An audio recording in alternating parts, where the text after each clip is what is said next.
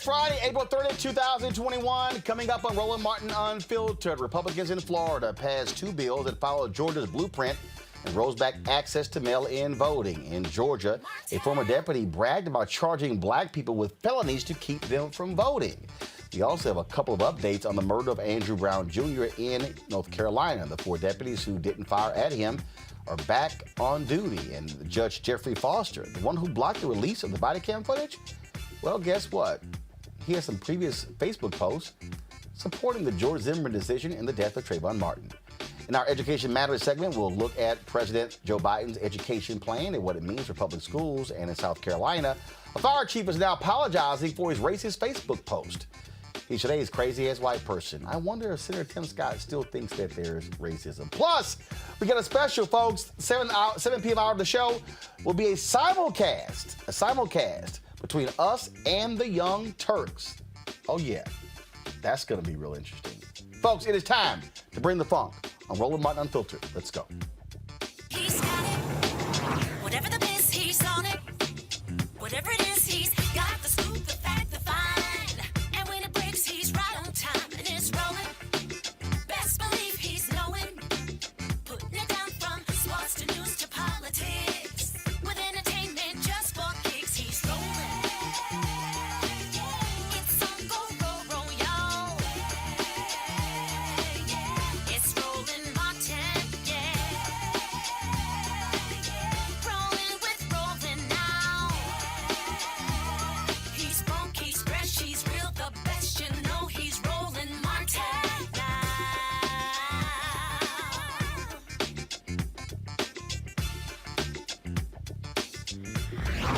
Martin. How many times have I told y'all, watch Florida, watch the Republicans in Florida? Well, guess what? They are doing the exact same thing that took place in Georgia. They are moving very quickly to pass a voter suppression bill, all of it about kissing the ass of Donald Trump. That's right. Senate Bill 90 passed in the State House last night and will become law once signed by Governor Ron DeSantis.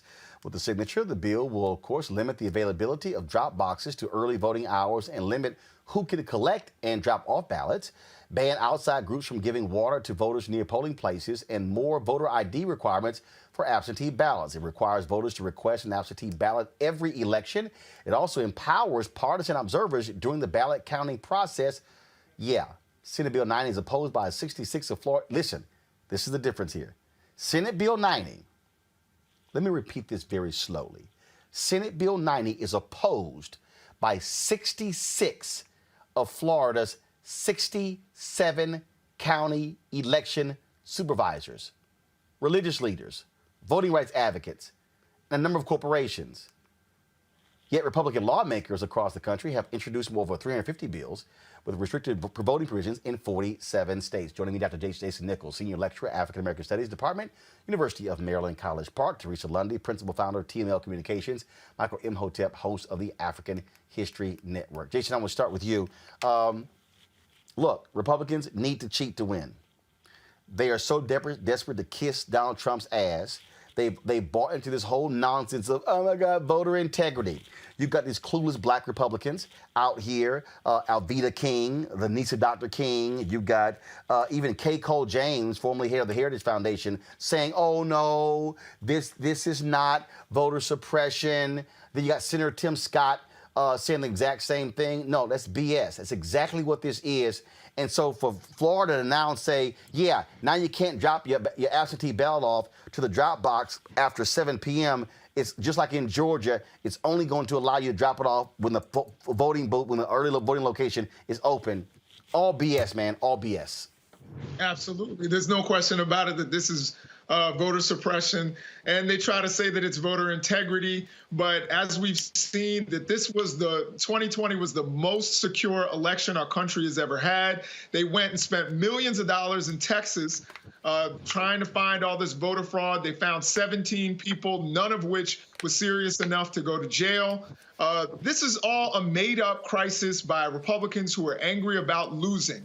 So what are they going to do? They're going to try and cook the books. That's what they've done in Georgia by eliminating basically 3/4 of the drop boxes in majority black Georgia. They're trying to do it in Florida. They're trying to make sure that they secure wins for generations because they know they can't compete on ideas. They can't compete with our changing demographics and actually sell to black and brown people that they are the better party. So what are they going to do? They're going to make it so that many of us can't vote. And that's, the problem with the Republican Party. And as you mentioned, with people like Tim Scott, who, I'm not sure what he was doing. No, I know exactly what he was doing. He was sitting here, kissing the butt of Donald Trump.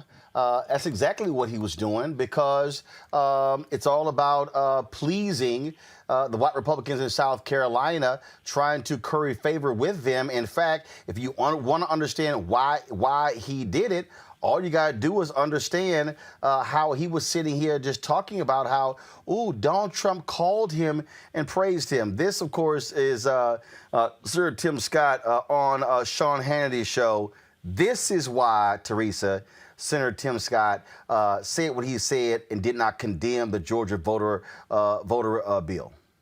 And what did Donald Trump say to you today? Number one, I'll start with good news and go to bad news. Good news is President Trump called me to just tell me that he thought I did a spectacular job. President Trump, he's effuse in his phrase at times, and he said it was fantastic, it was spectacular. He really enjoyed listening to it. I'm glad that he listened to it, period. Number one, and he wants to make sure that we keep working to get more things done for the country. Believe it or not, one of the things that we talked about for a very short period of time was how do we make progress for the most vulnerable? He is still focusing on getting things done from a policy standpoint by encouraging us to continue down the path that leads to American progress. And what did Donald Trump say to you today? And we know damn well that's a lie, Teresa. I would totally hope that that call with Donald Trump was not about anything policy related to the United States of America. All know what this was in terms of how to keep Donald Trump relevant in the conversations of how to govern America. Because when he was in office, there was no governing. There was a lot of appeal where people scratched each other's backs and decided, when they lost the election, that they would try to put out additional policies and lawsuits and cover some of the things that they were doing inside of the office. So to see Senator Ted Scott, and really is almost like the poster child for the Republican Party, as they are. Of course, I'm hearing that they're running him for president. It's not going to work, and I think people are really starting to really understand why Senator Tim Scott is there, but also why they're trying to rebuild almost, the Republican Party to some of these interesting ways that some Republicans are just not used to. So here, Ron Brownstein tweeted this out, Michael, and I think this really, I believe, explains exactly why Republicans are doing what they are doing. Let me pull this tweet up because I think it's important. This is what, let me zoom this in right here. This is what he said. Overlooked, even with huge increase in turnout last November, showing again Trump's appeal for them. Non-college whites fall below 40% of actual 2020 voters in new U.S. Census data for the first time, per William Fry of the Brookings Metro. He then said, even Trump's pull can't change the long-term arc. Since 2008, non-college whites have fallen from 51 to 41% of eligible voters and from 48 to 39% of actual.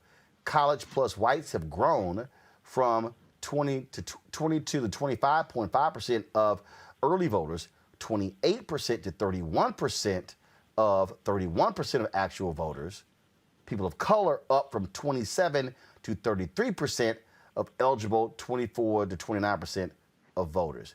That right there is why Republicans are doing what they're doing, Michael, because they live off of those non-college whites.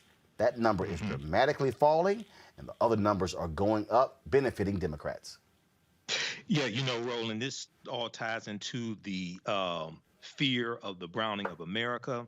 This ties into also the white people having a negative birth rate in 26 states out of 50, as the U.S. Census Bureau announced in June 2018, and they're looking at the trajectory for the next 20, 30 years. They see they're declining in population, so they want to make it harder for people to vote.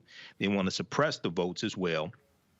And you would expect something like this from Florida, because see, when you talked about when we look at felony disenfranchisement, Florida was one of the few states where you lost your right to vote if you had a felony for life. Okay. And the work that Brother Desmond Meade has been doing down in Florida, and you've been covering that, has been fighting against this. But this is all part of this plan. This part of this backlash from the 2022 presidential election that was consequential, and African Americans and Hispanics and others realized the power of the vote, and they realized that Trump had to be stopped.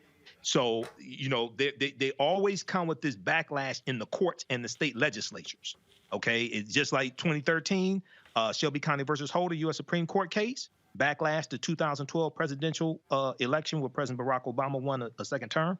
That's what we're dealing with here. So we have to fight against this, and we have to keep up the pressure on the corporations to put pressure on the state legislatures as well. The work that LaTosha Brown and others are doing, we have to keep this up, brother. But this is all out war. We're going to have to engage in economic guerrilla warfare, as I've been saying. Well, it's no doubt. And again, you're going to see more of this, Jason. You have folks like Mark Elias, Largest Committee for Civil Rights Under Law, NAACP, Legal Defense and Education Fund, and others saying we're going to battle this out in the courts, which is why it was so important, which is why Republicans held up more than 100 seats under President Obama, and then gave the opportunity for Donald Trump, him appointing all those federal judges, more than 280. This is why, because they want them ruling in their favor once the lawsuits are filed. Absolutely. The judicial system is a backstop for everything. And so they knew, it's not just the Supreme Court, it's district judges, all of that. They knew that a lot of their policies and ideas are going to go before judges. It's funny, though, with Donald Trump, when he was president, he couldn't even win in front of his own judges because a lot of times, it was just no merit. There was no merit to a lot of their legal claims and lawsuits, and they would go in front of courts and lose in front of people that they put up there because they couldn't even fake it. And we saw that with the last election. I agree with the last brother. These changing demographics scare them. This is why a friend of ours, a mutual friend, Roland, he shall remain nameless, is talking about, replacement and bringing this replacement theory out there. Oh, I'm sorry. You mean the white supremacist Tucker Carlson? I'm not going to say anybody's I will. White supremacist Tucker Carlson is leading the white nationalist network, Fox News, which is why that's right. So they called Jason. They ain't going to call me, but I'm going to go ahead and call me anymore either. Oh, they go. Call me. I criticized Tim Scott, and it went crazy. They're not going to call me anymore. Go ahead. But look, I'm glad to be here on Black-owned media, on Roland Martin Unfiltered. But yeah, I mean, that whole thing, this fear of being replaced, or this fear, and we heard that in Charlottesville, that's going to continue to drive even some of the policy that they have before them. They pretended to be for criminal justice reform, but we know in reality they want to stop us from voting, stop immigration, do anything they can to maintain the current demographics, and they're not even trying to hide it anymore. So I think the brother was correct. We need to continue to keep the pressure on economically and in any other means, and hopefully there will be some judges that can be appointed under this current administration. Well, look, I have a book coming out in next year that's called White Fear. And in fact, it's so funny. Let me go ahead. I'm going to give y'all a sneak peek. All right, y'all. Nobody else has this. We actually have finalized what the title is going to be. And it's real simple. The book is going to be called White Fear: How the Browning of America is Making White Folks Lose Their Minds. It is. It is, and this ties into the in 2016, going into 2017, there was a big article from the Atlantic.com that did an analysis of the 2016 presidential election, and it talked about how it was they used the term cultural anxiety. Okay, they didn't say white supremacy or fear of a brown of America. They said it was cultural anxiety that drove the non-white college-educated voters to vote for Donald Trump. Okay, and he hit those cultural issues, and this is exactly exactly what we're seeing. Teresa, people need to understand what's going on here. White conservatives are freaking out. In fact, last night it was so funny on Fox News. They had a special, Laura Ingraham, and she had DeSantis, she had the governor of Texas. And so here's the new thing. All these white Republicans, their new thing is trying to say systemic racism doesn't exist. Listen to Florida Governor Ron DeSantis, the person who they're proclaiming to be the front runner for the Republicans in 2024, going on and on and on with white nationalist Laura Ingraham, whining about systemic racism. This proposition that we are a systemically racist country. Your reaction? Well, it's a bunch of horse manure. I mean, give me a break. This country has had more opportunity for more people than any country in the history of the world. And it doesn't matter where you trace your ancestry from. We've had people that have been able to succeed and all. And here's the problem with things like critical race theory that they're peddling. They're basically saying all our institutions are bankrupt and they're illegitimate. Okay, so how do you have a society if everything in your society is illegitimate? So it's a very harmful ideology, and I would say really a race-based version of a Marxist-type ideology. So we've banned it in our schools here in Florida. We're not going to put any taxpayer dollars to critical race theory, and we want to treat people as individuals, not as members of groups. I find that to be laughable, Teresa, because they damn sure don't mind treating black folks as groups when they're trying to add voter suppression. Yeah, that entire, I watched it as well. And so that entire roundtable discussion, with the conservative leadership of the party is really disturbing, because not knowing, the impact of that conversation and those in the audience, I actually had a friend who was doing production on that site, and I'm like, how many African Americans were there? There were probably like 3 people and they're on staff.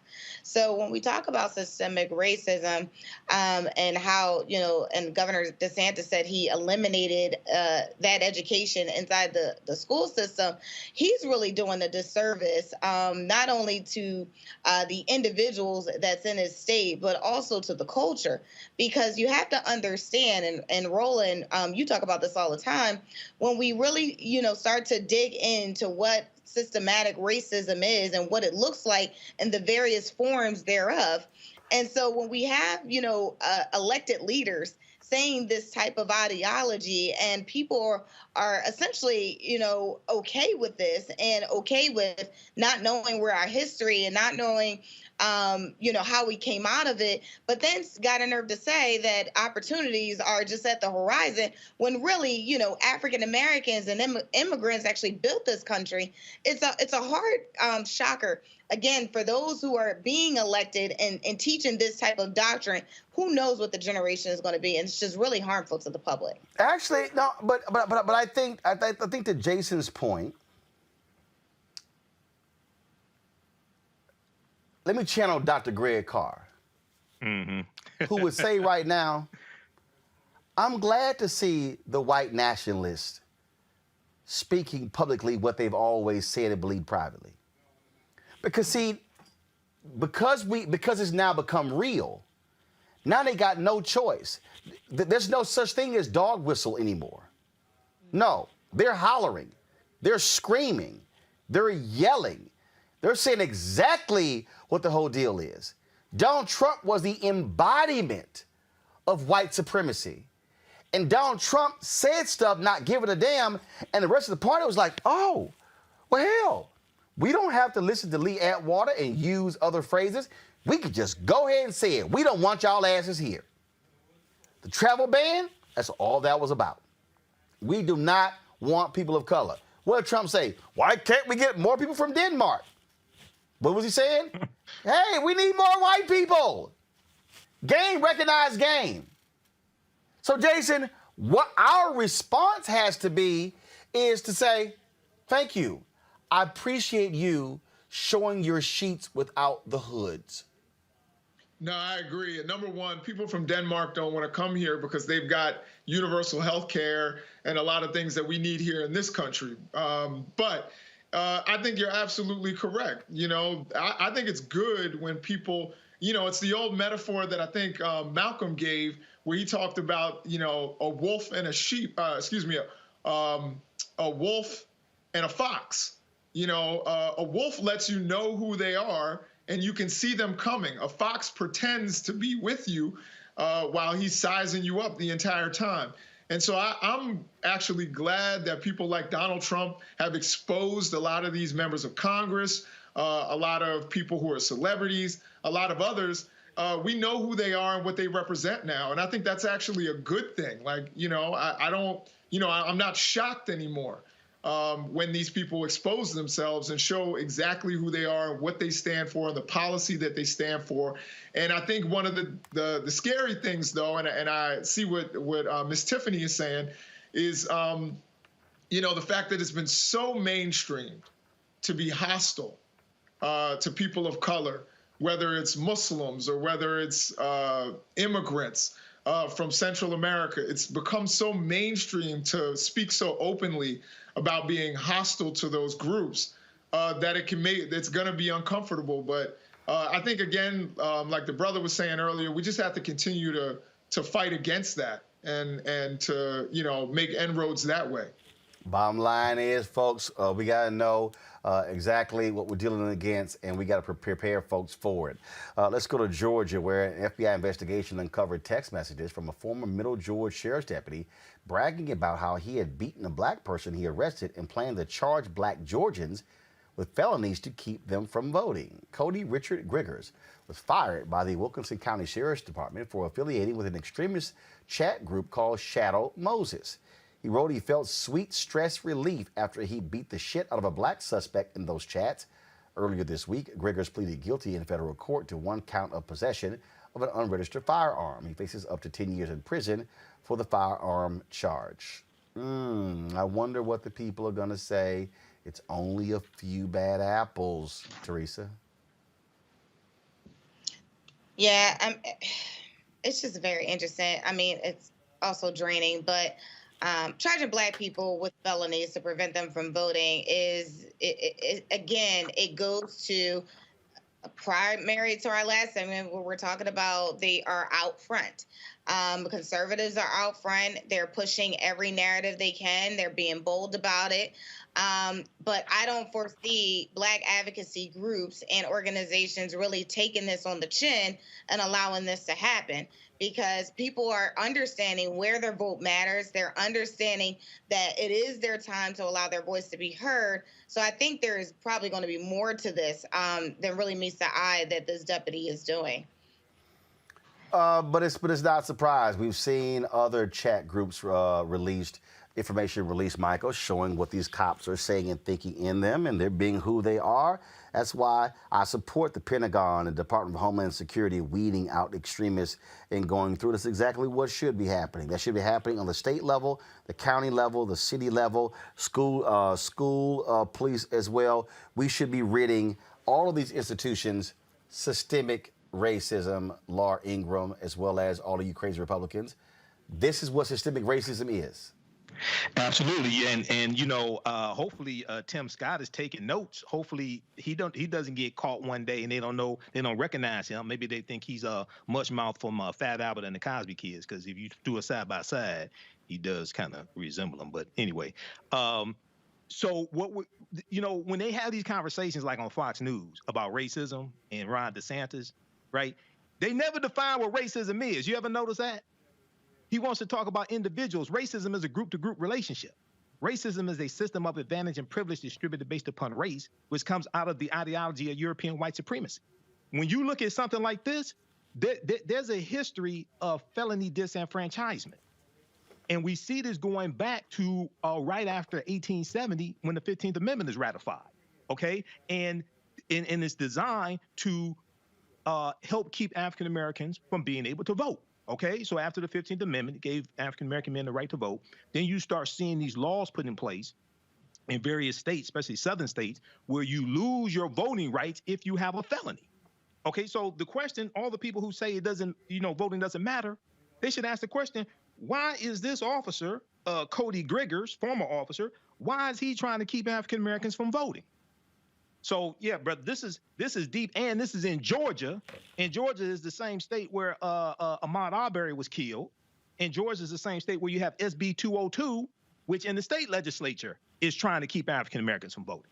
I'm real clear what we're facing, folks, and we just have to understand that. Let's go to North Carolina, where a sheriff has put 4 officers involved in the shooting death of Andrew Brown Jr. back on active duty. Sheriff Tommy Wooten announced he reinstated 4 out of 7 in the press release, stating, after reviewing the preliminary conclusions of the independent investigators conducting the internal review, and after carefully examining the body camera footage of the incident with my own staff, it's obvious that 4 of the deputies never fired their weapons and deserve to be reinstated to active duty.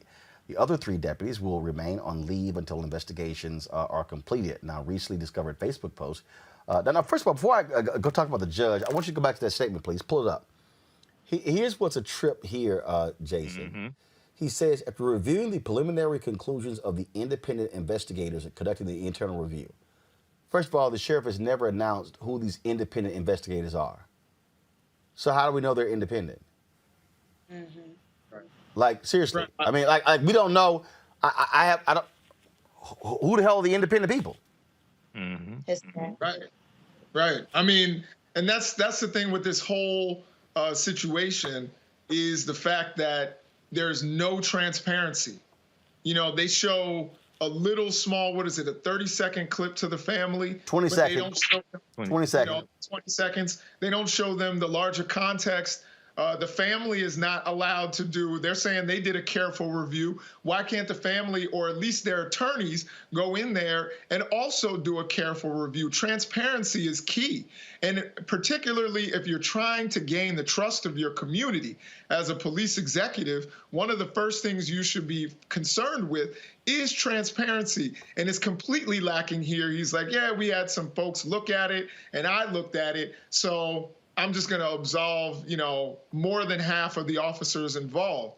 And that's not gaining any confidence from anybody in his community, particularly the African-American people, that justice is going to be done either now or in the future. So I think this is a terrible, terrible way that this sheriff is handling this. And hopefully people will take note in other parts of the country and see how important transparency is. That's why you have the body camera, is so that the rest of us can feel safe. And if only a select few people are able to review it, then it's like it's not even there. Well, how about this here, folks? Recently discovered Facebook post from the account of the judge who blocked the release of that footage suggests he is extremely pro-law enforcement. Shocker. In 2013, that Judge Jeffrey Foster posted his support of George Zimmerman, saying George Zimmerman was found not guilty of all charges. He should have never been charged. The jury did the right thing. Fox News got it right again, and Nancy Grace has proven once again what an idiot she is. I'm now watching a bitter prosecutor rail and then deny it was about race. Shameful to the end. In 2016, he expressed his feelings against kneeling during the national anthem. And just last year, he posted this pro-police image, which is said to represent the thin line between life and death of police officers' face. No shock. All right, folks, this is really bothering lots of HBCU graduates. Students and faculty are upset at Elizabeth State University because of their decision to house out-of-town officers responding to protest. Students feel betrayed after learning officers are moving into dorms they were ordered to evacuate due to safety concerns. Now, after receiving a lot of backlash on social media, the university release said this, quote, "We are doing the best we can to support our community during this difficult time, working to ensure that citizens can exercise their First Amendment right to protest safely and peacefully. As a public university, ECSU has an obligation to support other public agencies in times of need, just as we count on their help when the campus makes a request. None of the rooms being used were previously occupied by students. The decision to close Residence Hall made on Sunday was made in anticipation of the city of Elizabeth City declaring a state of emergency on Monday morning. Okay, so we were there on Monday, Michael. They declared the state of emergency. The school system said, oh, no classes, we're going to be all virtual. I'm sorry, there's no riot. Folks aren't losing their mind. Right. We were there Monday and Tuesday. There was no need for that. Elizabeth City State University, y'all screwed up. Let those students back in their dorms. It really sounds like they screwed up. One, two, this causes a hardship for the students and their families. Hopefully, all the students were able to find somewhere to stay. I mean, it's not, when you have to go home unexpectedly like that, all right, it's not guaranteed that, especially with COVID going on right now, okay? And, they may, one of their family members or parents or what have you may have to quarantine because they have COVID or something like this. This is a hardship, but to then have to house police officers there, I mean, why didn't they put police officers at hotels? Why didn't this doesn't make any sense whatsoever? So they should get backlash. But I want to know, like, who made this decision? Like, what was your thought process? Okay, in this era where you have African Americans fighting to hold police accountable, okay, and at the same time we're about to have a massive number of foreclosures and evictions because of COVID. What was your thought process to send students home, staying in the dorms at an HBCU, and let police officers stay there? That makes no sense whatsoever. Teresa. Yeah, it's a smack in the face to the entire movement. Honestly, if I was a student at that school, I'd probably pull my tuition or ask them to give me a scholarship, because it entirely disrespects the entire movement and it's essentially, it looks like leadership isn't paying attention. So to do the opposite, it really is troubling. And I think those students really need answers to some of the decisions that's being made at that university. Yeah, I would think so as well. Jason, your comment on this, please. Yeah, I'll just say that I'm sure some donors to Elizabeth City State University are watching. And I think a lot of being a university employee myself, I know that universities think a lot about donors. So I think that some donors need to maybe make some phone calls to some of the high-ranking administrators and officials there at the university. And there need to be some conversations had on behalf of these students, and maybe even get in touch with some of the student leadership there, and they both talk to these people. And if they don't necessarily listen to what their donors are saying and what their students are saying, then I think you go into phase B, where there will be protests, people coming on media programs and talking about the failures of the administration at Elizabeth City State University. All right then, folks. The family of Ma'Khia Bryant gathered today to say their final goodbyes. While Columbus police officer Nicholas Reardon fatally shot the black 16-year-old teen on April 20th, body camera footage from the incident showed the Bryant with a knife. Now, of course, folks, the funeral took place on today. We can show the video of that. It was certainly solemn for the family to have to bury the 16-year-old. They still are demanding justice in the case of, in her particular case. It was again a case that that shot lots of people, and in fact, this is some video here. I'm going to pull it up, y'all. That there was COVID. There were a lot of COVID protocols taking place at the funeral, and this is some of that video footage of the folks giving a standing ovation to the mother of Ma'Khia Bryant during the funeral. And so certainly a very, very sad story, having to bear the 16-year-old. A lot of people have been talking about the aftermath of this particular case, and one of the things that we also are hearing, which I do think is important that folks have to deal with, is how we deal with our anger or frustration.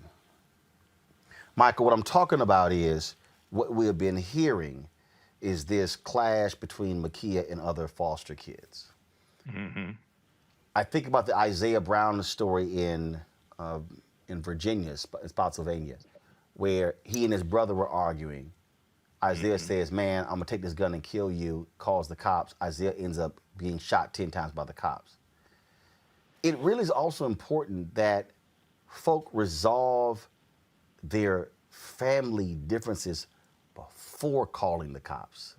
Yes. And because that's significant.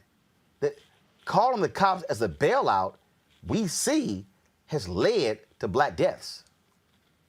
Yeah, you're right about that, brother. We're dealing with the need for conflict resolution skills. It's so much, man. It's dealing with, and not blaming anybody, but just trying to understand. I mean, because there are details dealing with Makia Bryant that we don't have, but you're just trying to understand. Okay, why was she in foster care? What happened? Not blaming anybody, not blaming her family, anything like that, but how did she end up in foster care? Why didn't any of the adults, it appeared, looking at the video, it appeared that there was some adults standing around. Why didn't they jump in and break this stuff up? Why are they still fighting and the police are already on the scene? It's just a number of different things. But yeah, it's a tragedy, and then they have to bury this sister, 16 years old, man. I think we all gonna need some mental counseling, man, between the Derek Chauvin trial and hearing George Floyd beg for his life day after day and seeing that video, but behind Makia Bryant, behind Andrew Brown, and you and I do radio 6 days a week. So a lot of this stuff, man, I consume more than like maybe the average person does. And, man, I probably cried more probably this past month, man, than maybe about the past 2 years. So, this is deep. Absolutely, it is. And so that, Jason, I think, again, we have to deal with that. Again, we can have a conversation separate from the shooting with a conflict resolution, because we've seen too many cases where African Americans have called the cops for family disputes and somebody black has ended up dead. Mm-hmm. Yeah, I think, family disputes, mental health crises, we have to find another way other than turning to law enforcement. I think there also, with the case of Makia Bryant, I think there needs to be some reforms to the foster care system as well. But I definitely think that you and Michael Imhotep are absolutely right in that we, and I know emotionally, there's something that's being researched right now. A couple articles have been written about it. It's called linked fate. And that is that when black people see another black person die, particularly in circumstances that could have been avoided, you start to put yourself in that circumstance, or you put your loved ones in that circumstance, and it can be harmful to your own mental health. And so there's been, a lot of debate over whether we should share those videos that show black death in that way. And I think the Makia Bryant case, where you saw, I watched TikTok videos of her doing little cute dances. She was just a child. And somewhere, so many things went wrong. And we need to find another way, absolutely, for conflict resolution and for mental health crises, because we could be saving a lot of our own lives, saving a lot of lives of our brothers and sisters if we can figure those things out. And maybe we need to have some separate number in our communities that we can call, where people can come and resolve those kinds of conflicts and resolve mental health crises without having to involve people with deadly force and with guns showing up. Absolutely. Folks, got to go to a quick break. We come back. Our Education Matters segment, President Joe Biden's education plan. What will it mean for black students and families? That is next on Roland Martin Unfiltered. What still impacts and what creates change is when we mobilize. When we say we're not powerless, and if I get with you and you and you, and all of a sudden it's 10, then 20, then 100, then 500, then 2,000, then 5,000. All of a sudden you have mobilized people. That creates that voting power.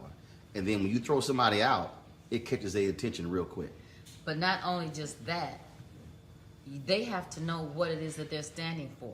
Because if you have friends that talks politics, then of course we're having a decent conversation and I'm being educated at the same time. But if my group of people are not talking about that, then I still don't know. So I can unite with you, and then I'm making sure that you have the voice, but what if you don't have the courage to speak? So you're still getting a group of people together that don't know how to do nothing. Carl Payne pretended to be Roland Martin. Holla! Hi, I'm Chaley Rose, and you're watching Roland Martin Unfiltered.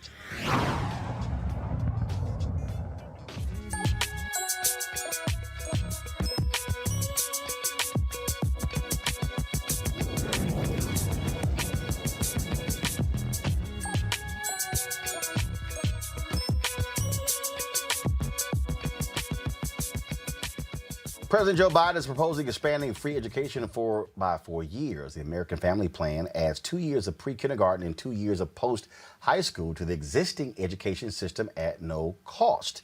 Shavar Jeffries is president for Democrats for Education Reform, who joins us right now. Shavar, glad to have you on the show. How critical is this? This is a great thing if we can get it through Congress, Roland, and of course, great to be here with you. The investments that President Biden seeks to make both in preschool as well as in post-secondary education is really essential. We know that a high school diploma, frankly, isn't enough for what we're going to need, particularly for folks in our community, in the Black community, to be able to access the labor market and make the type of money where they can put food on the table to take care of their families. So this investment in resources is really powerful. Part of what we push, though, is we got to be able to marry resources with accountability and also innovation in public education. But the resources are a critical foundation. And so if we can get this through Congress, it'd be really a powerful first step. Also, the focus on pre-kindergarten is vital because what we're talking about here is really trying to get students engaged much earlier than usual so they're not falling behind, especially Black and brown children. Amen. Amen. We know so many of our children, when they hit kindergarten, they're already a year or two behind. And we know that, frankly, third grade literacy rates is a significant early indicator of whether kids are going to be on track for college and competitive careers. So making sure that our kids don't start kindergarten already behind is a critical step. Too many parts of the country, folks simply don't have access to preschool opportunities. And so this investment, again, if we can get it through Congress, will really be powerful and transformational. We're going to have to continue push for accountability because sometimes the checks get written and then our kids don't always get what they're supposed to get. But the resources are the critical foundation, so then we can hold our states accountable and make sure that there's quality programs available for kids in our community. Jason, how big is this idea of pre-kindergarten education? Jason? Oh, yes. No, I think that's incredibly important.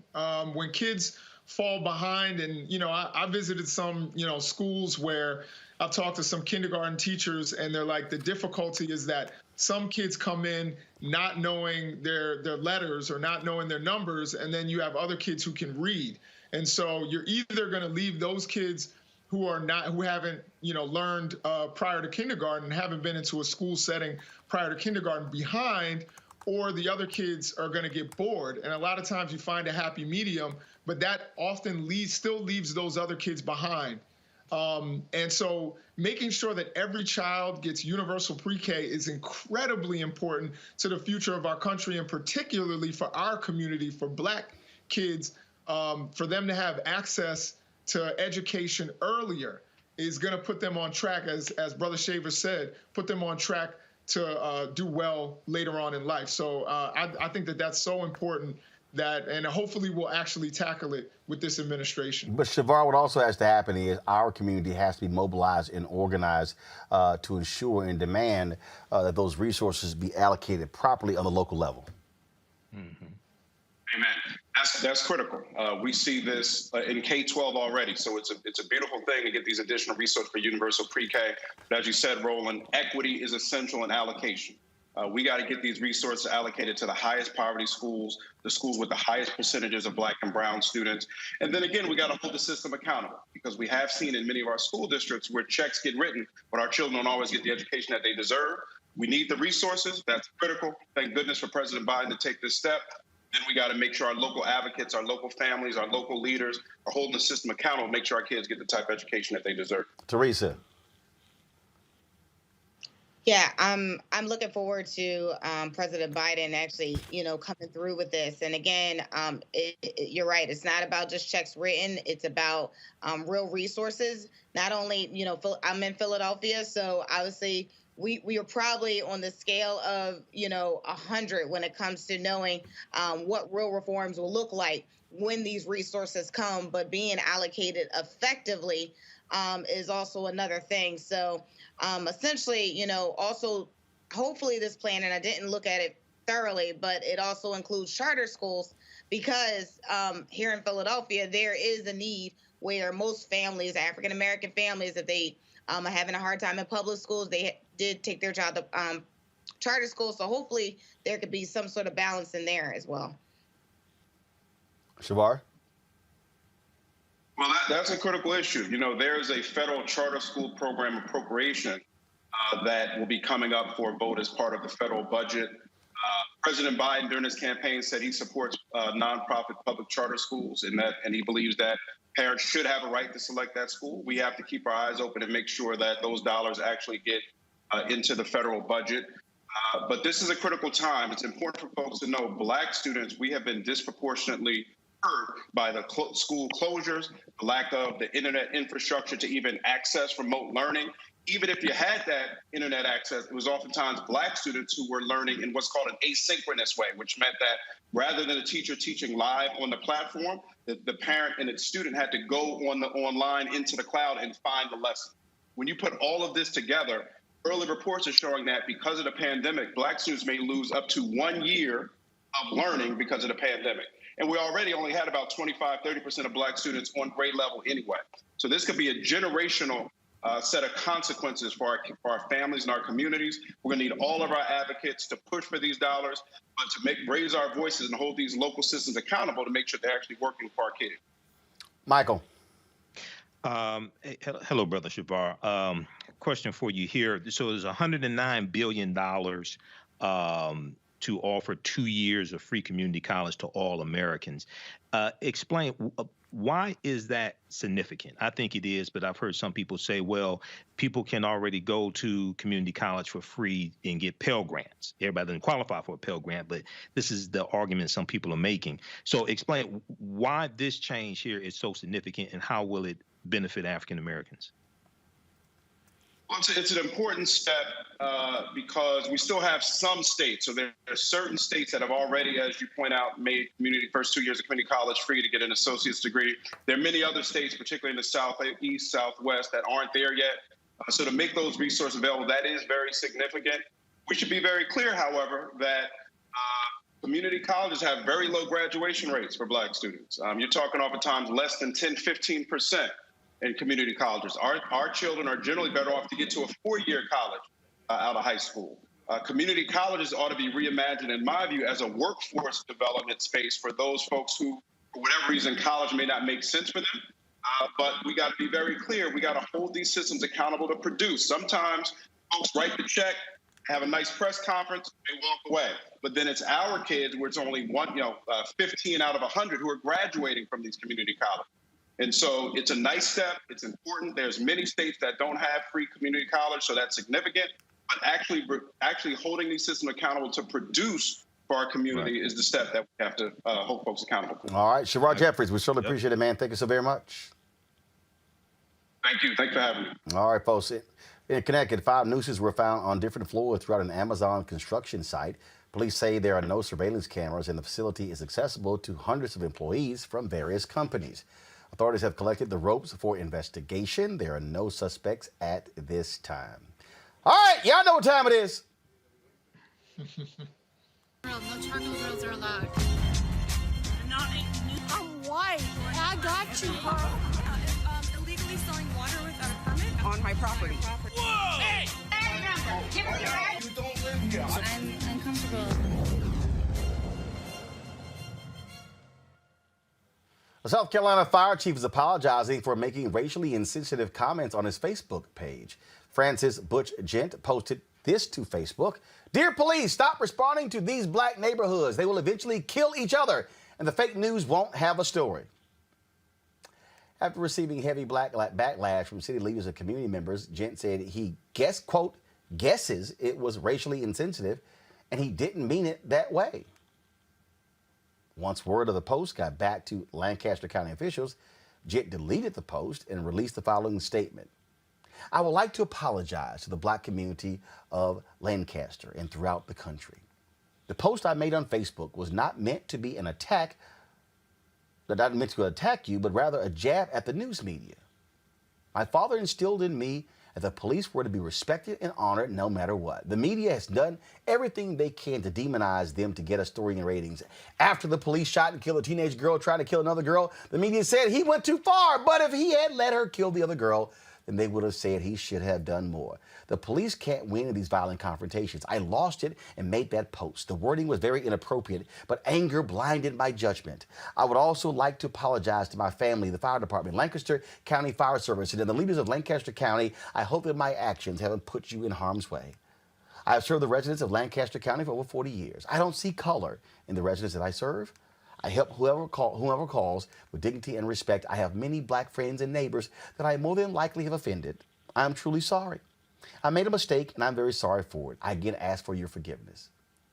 Maybe, Teresa, he's a diabetic, and maybe his sugar levels caused him to express a level of outrage like the white man in Oklahoma.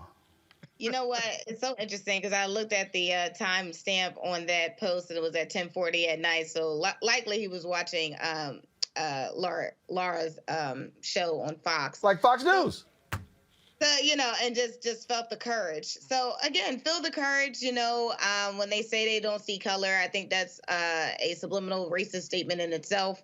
I think, when we say we don't see the people that is sitting next to us, that we are different and that we come from different places. But we only hear their voice and we only hear their stories. But they do know when officers and others that are sent to us to protect and serve, they are looking at the situation and they are seeing color and they are reacting differently. So the whole I don't see color thing and oh yeah, very interesting. Yeah, Michael, I don't see color, but I specifically pointed out black people in my post. Well, yeah. Well, usually when people say they don't see color, they usually say that to the people whose color they see. Okay, and it's usually oftentimes after they get caught saying something stupid like this. So, brother, there's this whole climate where people feel comfortable with their white supremacy. Yep. There's this whole climate, okay? And we have to expose this and let people know this. We're not going to tolerate this. This is not acceptable. But at the same time, this is an example of what happens when about 10 seconds. When you have people who are ignorant of history. I'll leave it there. I know you. Jason, I got about 30 seconds before I got to go to a break. Then we go to our simulcast with the Young Turks. Your final comment. Yeah, I'll just say that it wasn't racially insensitive. It was racist. And, I'm glad that he showed himself for who he is. So those black people who knew him for 40 years that he is now calling friends, I bet you they probably never seen the inside of his house, never done anything with them. I hope that, now they know who he is and he's exposed himself for who he is. So I think that's a good thing. All right, then. Jason, Teresa, Michael, I surely appreciate it. Thanks a lot for joining us in the first hour of Roland Martin Unfiltered. All right, y'all, for the second hour, a simulcast. Never done this before. A simulcast with the folks at the Young Turks. That is next, folks. No, we're not playing that, y'all. That's too long. So in about 30 seconds or so, we're going to be going. With the folks with the Young Turks at the top of the hour. So looking forward to that. Let's do this here, folks. Let's go ahead and roll let's do this here. We're going to first roll our. First of all, airing right now on Facebook. Let's go to your Facebook page. It's pinned at the top. The conversation, the intergenerational conversation between Tiffany Lofton and Dr. Janetta B. Cole. Here's a preview of that conversation. You go to our Facebook page right now. You can actually see the full 15 minutes. Watch this. Have lost the ability to focus the discipline on the art of organizing. It takes all of y'all to represent your generation. The African proverb says, the young go fast, the elders know the way. That is so freaking dope. What a powerful combination. The challenges, there's so many of them and they're complex, and we need to be moving to address them. But I'm able to say, watch out, Tiffany. I know this, Roland. Like you said, giving folks the wisdom and we can go fast together. Mm-hmm. It happens in a lot of spaces. I don't think it happens enough.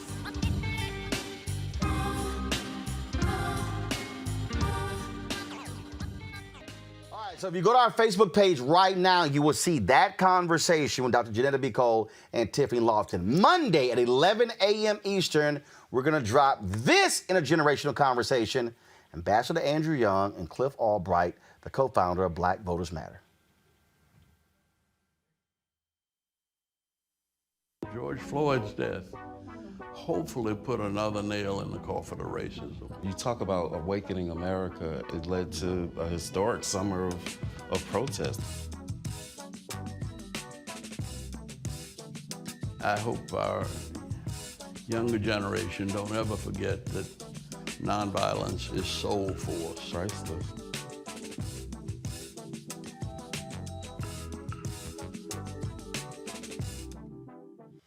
All right, folks, again, that conversation is going to debut at 11 a.m. on Monday. Trust me, you want to see that discussion. All right, folks, let me thank all the people who've given to our Bring the Funk fan club. Everybody who gives $50 or more, it's a personal shout-out. So let me shout out Sharon Ewing, Cheryl Dugan, Michael Goodman, John Baycott, Juan Bivens, Dora Severin, Joyce Neely, Pastor Dwight McKissick Sr., Wendell Fales, Linda Mitchell, also Eric Kuntz, Elizabeth Randall, Regina Hubbard, Jarius Finney, D. August, Preston Henry Terry, Chanson Taylor, and Lisa Jenkins. Folks, if y'all want to support what we do here at Roland Martin Unfiltered, all you got to do is you can give us a variety of ways. Cash App, $RM Unfiltered, paypal.me/R Martin Unfiltered. You can also support us, Venmo, please, graphic, please, venmo.com/RM Unfiltered. You can also Zelle, Roland@RolandSMartin.com. Control Room, graphic, thank you. Again, for our Bring the Funk fan club, again, you can support us, Cash App, $RM Unfiltered, paypal.me/R Martin Unfiltered, venmo.com/RM Unfiltered. Zelle is Roland@RolandSMartin.com or Roland@RolandMartinUnfiltered.com. All right, folks, just a few seconds. We're going to be joining the simulcast with the Young Turks. Young Turks, can y'all hear and see me? Yes. Oh, I can hear you. Yeah, we can hear you.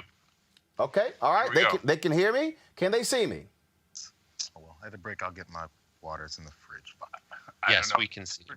All right, y'all can see me. You can hear me. Guys, can I see them in the preview, please? He's asking his people. All right. We're about to come back live on the show right now. So cool. All right. Jank's going to take control of it. And you're going to see in program, one of your feeds is the Young Turks, and Jank's going to count in. You're going to see him introduce the segment. Cool. Last rules on this, getting to go take off, then it's no cursing, and we're going to count us in. All right, let's do it. Get it all out. Is Dame okay? All right, let's go.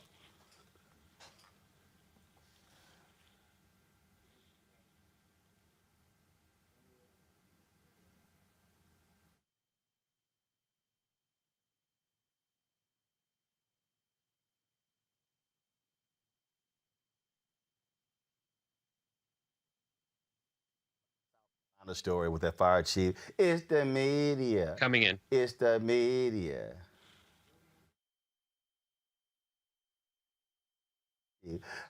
It was the media. Nah, you're just an idiot, dude. That's what you are. And he should lose his job. He should lose his job.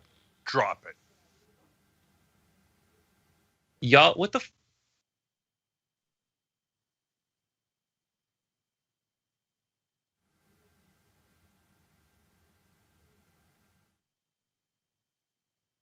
All right. We got a new power panel. Look at this. Jay Huber, J.R. Jackson, Roland Martin, everybody. What's Roland, going on? how you doing? I'm actually live on my show as well, so we're simulcasting Roland Martin Unfiltered and the Young Turks. No, I love it. I love it. It's our first simulcast ever.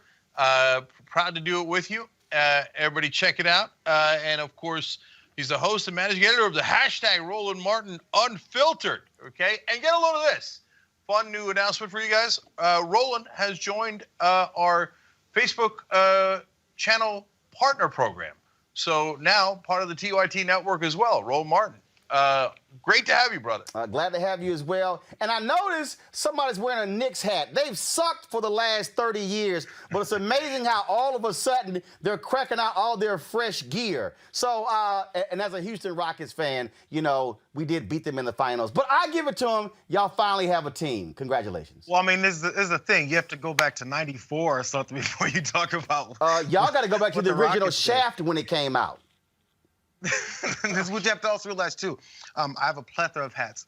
I'm actually a Clippers fan, so those will be the ones. So that we why also you wearing a have one Knicks thing hat there then? Why you fronting? What are you talking about, Roland? You know black folks wear hats that go with an No, outfit. damn that. No, What's the matter I with you? only rock the city that I cheer for. Stop sitting here wearing somebody else's stuff. Nah, that's weak. Come on. I'm gonna send you a TYT shirt. See if you rock that for us. No, I'll wear a TYT shirt, but I'm saying not your if show? that's not your team, don't rock the gear.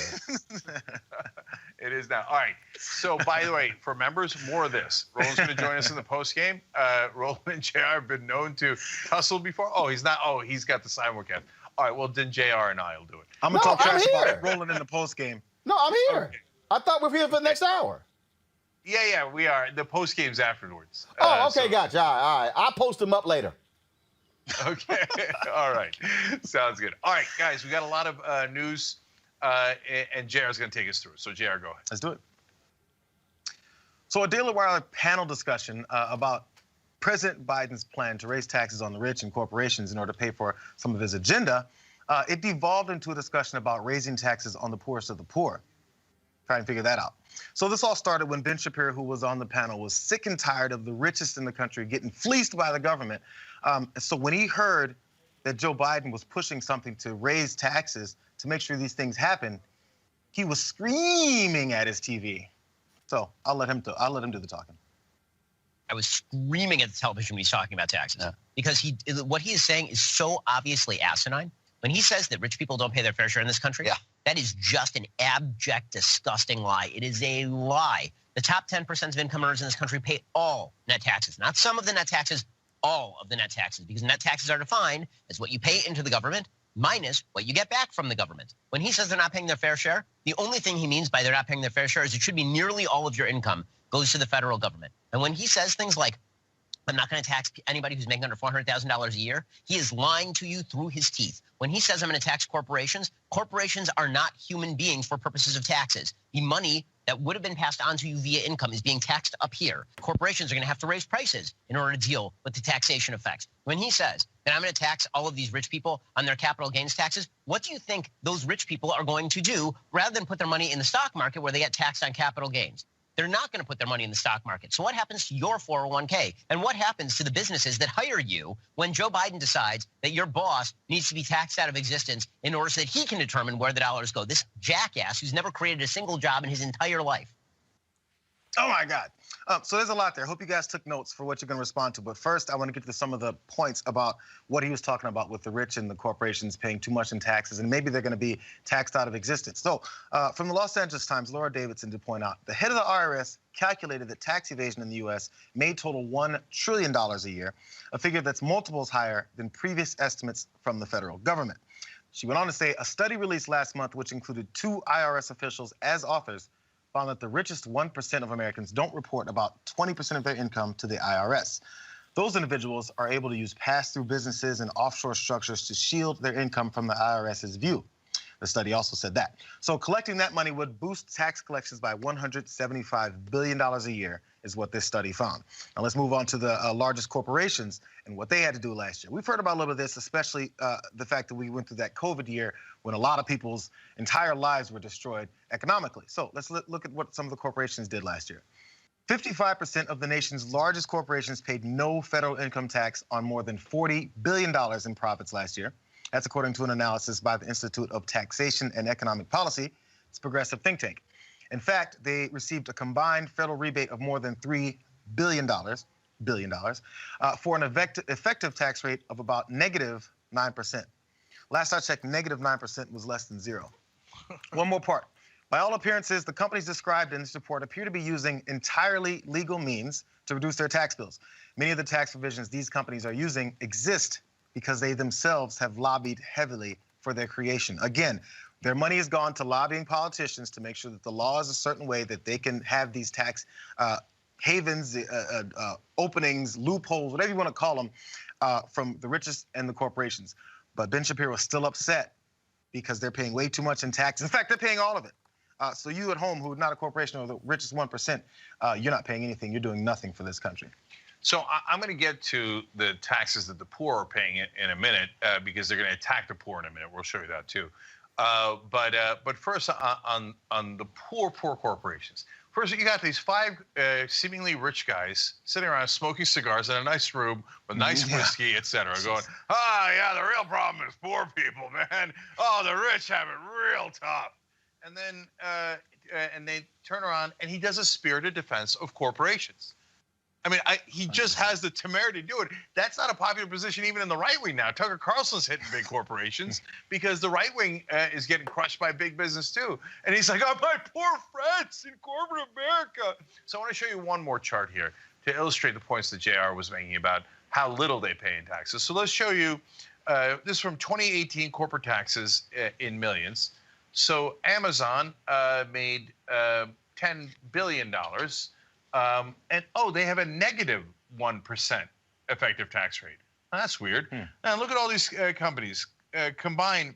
It's billions upon billions of dollars that they're making, but Delta Airlines negative 4%. Chevron, why is this giant profitable oil company paying negative 4%?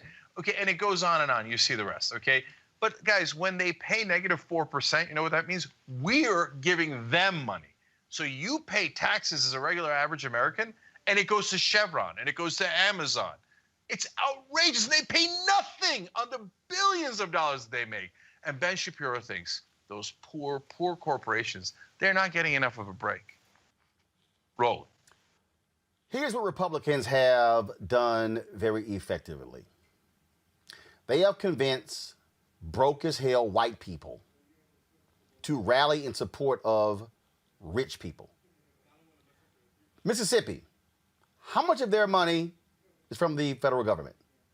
South Carolina, Louisiana, Tennessee, Arkansas.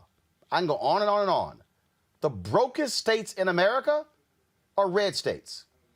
But all these broke white people keep supporting Republican policies, and they actually think it's benefiting them. And I'm sitting there going, are y'all nuts? They're not helping you at all. And so part of this deal is, and if you want to really understand how to play, when Dr. King gave his speech in Montgomery after the Selma to Montgomery March, he remarked about a particular book I can't think of right now, but he mentioned it in his book. He said where poor white folks had aligned with freed slaves, and they began to make political changes. The bourbon class, that's what it was called, because it's great that you remarked the cat sitting there drinking and smoking cigars. The bourbon class said, oh, we can't have this. So what did they do? King said they used the media to drive a wedge between poor whites and freed blacks. That's how they were effectively able to use white supremacy, and that's what led to Jim Crow. So what you have is you're the likes of white supremacists, white nationalists like Ben Shapiro, the Daily Wire, the Daily Caller, the Daily Signal, Breitbart, Fox News, all the right wing. They've got all these broke white people saying that's bad against you. And it's kind of like, no. Y'all are broke. So Biden is actually trying to help all of you broke white conservatives, but y'all instead would rather stand and support all of these rich folks who don't give a damn about any of y'all. So, you know, I often talking about if you want to see who is causing the problems in this country, don't look down, look up. It's the people with the power that set the rules. So if you don't like the rules, it's the folks that made those rules. And guess who made the rules? Rich people. Of course, in campaign contributions and the lobbyists, etc. You know how many lobbyists poor white folks have? None. Poor black folks? None. Poor Latinos or poor immigrants? None. Okay, rich folks and corporations have tons and tons of lobbyists. And yes, Roland is right. They finance these propaganda outlets like the Daily Wire and Ben Shapiro and all those guys. They literally have billionaires, right-wing billionaires, giving them money to do their shows, not an investment, just cold cash. You keep it as long as you say what we tell you to say. What do they tell them to say? What you just saw. Rich people are awesome. Corporations are awesome. Only the problem is the poor. Jared, we got the clip on that? Yes. Well, the only problem now is you guys haven't been listening to Jeremy Boring spit some facts. So let's listen to him talking about who the real problems, who the real beneficiaries are of our tax system in America.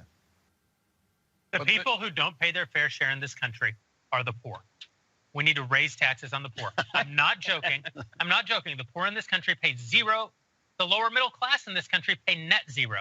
So we have a group of people who pay no taxes, a group of people who pay no net taxes, a group of people who pay all the net taxes. And his argument is that it's category 3 who don't pay their fair share. Fair share means your percentage of taxes. We've determined that there are some people who shouldn't pay any percent of taxes. Reality on its head. They've determined, he said, who the they is. They've determined that there's a certain group that should pay zero in taxes. You're right. It's just not the group that you're talking about. So in what way would you raise taxes on the poor? Which part of a $10,000 income a year would you raise? To what percentage of that $10,000 a year income would you raise, Mr. Boring? I'm not sure. But watch this. Go ahead, man. Watch this here. And this you have to understand the shell game. A few years ago, Alabama, Raleigh, I think, guy's a governor.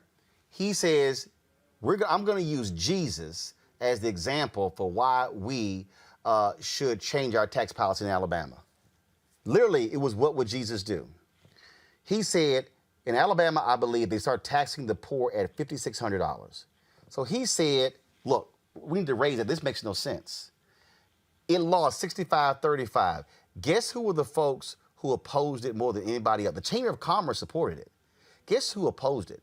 White conservative evangelicals. Why am I saying that? Because white conservative evangelicals love talking about Jesus when it comes to abortion, when it comes to same-sex marriage, but they love skipping the part when Jesus talked about the poor. See, they don't want to deal with that. They don't want to deal with the Bible on that. But they love talking about rich folk.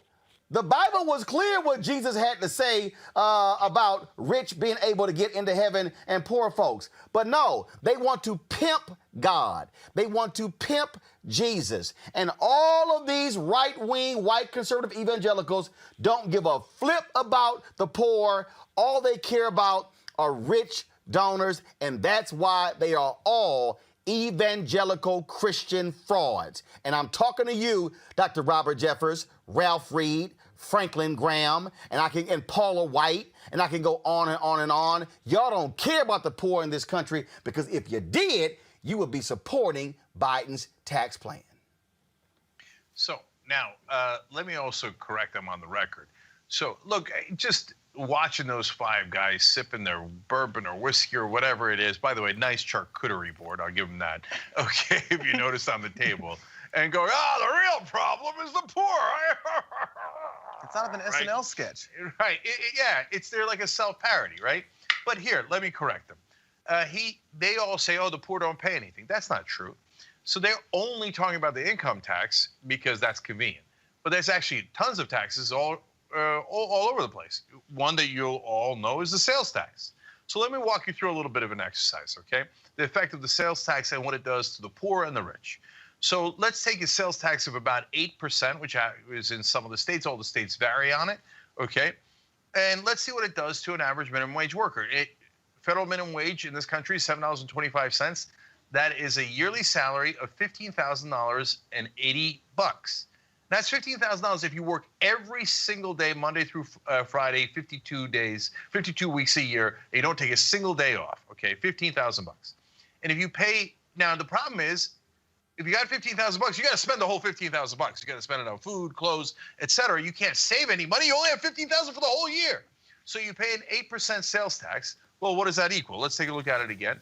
It equals $1,206.40. And that's 8% of your entire income, okay? Now, how much do you think it hurts to pay $1,200 in taxes when you only have $15,000?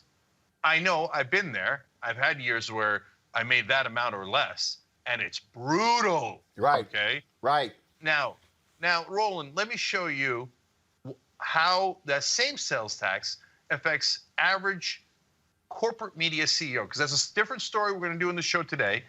And it turns out they make over $28 million. It's actually nearly 29, but we gave them the benefit of the doubt and said a $28 million salary for those CEOs. Now, if they went nuts and spent 10% of their salary, $2.8 million on things that you get charged sales tax for. I don't know how you spend $2.8 million a year, right? But let's say they did it. They would give them the benefit of the doubt. They just spent like nuts, right? And you put a 8% sales tax on that, that's $224,000. Wow. But on a $28,000 salary, that's less than 1% of your income. So the poor are paying 8% of their income, and it's killing them on a sales tax, let alone a gas tax, this tax, that tax, okay? Whereas for the rich, it's a tiny, tiny, tiny percentage of their income. And then they go, oh, yeah, the problem is the poor aren't paying enough taxes. Now you know the reality. This is the reason why people like Rush, back in the day when Rush Limbaugh said, hey, you know what? When we're discussing Obamacare and whether or not we're going to have health care for anyone in the country. And I want to remind everyone, now that we have this general sense of health care in the country, people act like that's been the norm. Before, that argument was, hey, go to the emergency room, that's your health care. But anyway, upon that argument, Rush Limbaugh was one of the people who said, what's the matter? If something happens, it's like $15,000. It's okay. Just go and take care of it. Because they're so far detached from the regular human being that they think the amounts of money that they have is just what people are too lazy to accumulate because they're too busy flipping burgers because they just enjoy that rather than living the high life that they're on. Or maybe they have a microwave or a cell phone or a television. And I can't believe they're living on these high on the hog expense things like this, which, by the way, have been stacked up on credit cards, which we're not even going to get into the amount of things that people have to owe on and their purchasing power, because that's how people actually survive from one week to the next a lot of times, is these credit cards that then end up with high interest rates and they have to pay back that, then their credit goes down and they're really screwed for every year of their existence, trying to come out of that hole. We're not talking about school loans or any of that stuff yet. All those other things that go into an expense of people who actually have to think about their money. And I've been there as well, too, when you talk about, Cenk. When I went to the grocery store and had to say, wait, no, the tax, if you have to factor in how much tax is going to go into what you're buying on necessities before you buy it, because you got to make sure your bank account's going to cover it. That's the type of life that Ben Shapiro and Jeremy Boring have no clue about. Well, but keep in mind also, we just went through the last year, and who were the people who were the frontline workers? Who were the people? Oh, my God, what are we going to do if the grocery stores are not open? The people they're talking about are the folks who are sitting here working in grocery stores, the folks working at gas stations, and these same arrogant white Republicans. They're the same folk who oppose a living wage. So let me get this straight. You oppose a living wage. You can't stand $15 an hour. Then you get mad at certain food items that people buy if they actually are using government assistance. Donald Trump wanted to change the food that they received. And so all of a sudden, so you want to strip all of that, and then you want to be so arrogant to sit there and say they're not paying their fair share. Biden said something, and it was, if you have the video, it's great to show it. When he made the remark that 650 of the richest people in this country earned $1 trillion during the pandemic, and he said it's time to tax them, the entire Republican side sat there on their hands because that is who their constituents are. They are liars saying they're the party of the working class. They are liars when they're saying they're standing for the blue-collar worker. No. What the Republican Party has done is exactly what Howard Dean said in 2004. They focus on God, gays, and guns, and it gets broke white people not to be concerned about their economic condition and their pocketbook. And so what President Biden is doing is a smart strategy. He's focusing on the pocketbook, and what he's challenging Republicans saying, what y'all gonna do? You gonna stand with the rich people, or you gonna stand with the folks who are poor and the middle class? Democrats should be driving messaging. They should be having videos, flooding, putting it out there. They should be having billboards. They should be doing local radio saying now who is standing with the richest of the rich and who's standing with those most in need. Yeah, and look, I wish Biden would push way harder. That corporate tax rate used to be 35%, and now we're talking about 28% or 25%. But he is good on capital gains. He's got to get those passed. If he gets those passed, then we have the money to actually create more jobs in this country, which would help everyone across the board. So the Republicans that are so wrong fight so hard. I wish we can get the Democrats that talk a good game to actually walk that walk and pass these bills. So let's see how it turns out. But the one thing we all know is that everything you saw from that Shapiro broadcast was total nonsense. All right, we got to take a quick break here. And when we come back, that story about how much the media moguls are making, there's so many more details there. How many jobs did they cut, et cetera, while making all that money? We'll be right back. All right, folks, and we're going to go to a commercial break as well, right here on Roland Martin Unfiltered. Don't you change. We got more in terms of bringing the funk. I believe that it's movement time again. In America today, the economy is not working for working people. The poor and the needy are being abused. You are the victims of power, and this is the abuse of economic power. I'm 23 years old. I work 3 jobs. Work 7 days a week. No days off. They're paying people pennies on the dollar compared to what they profit, and it is time for this to end. Essential workers have been showing up to work, feeding us, caring for us, delivering goods to us throughout this entire pandemic, and they've been doing it on a measly $7.25 minimum wage. The highest check I ever got was nearly $291. I can't take it no more. You know, the fight for 15 is a lot more than about $15 an hour. This is about a fight for your dignity. We have got to recognize that working people deserve livable wages. And it's long past time for this nation to go to 15 so that moms and dads don't have to choose between asthma inhalers and rent. I'm halfway homeless. The main reason that people end up in their cars is because income does not match housing cost. If I could just only work one job, I could have more time with them. It is time for the owners of Walmart, McDonald's, Dollar General, and other large corporations to get off welfare and pay their workers a living wage. And if you really want to tackle racial equity, you have to raise the minimum wage. We're not just fighting for our families, we're fighting for yours too. We need this. I'm going to fight for it until we get it. I'm not going to give up. We just need all workers to stand up as one nation and just fight together. Families are relying on these salaries, and they must be paid at a minimum $15 an hour. $15 a minimum. Anyone should be making this to be able to stay out of poverty. I can't take it no more. I'm doing this for not only me, but for everybody. We need 15 right now.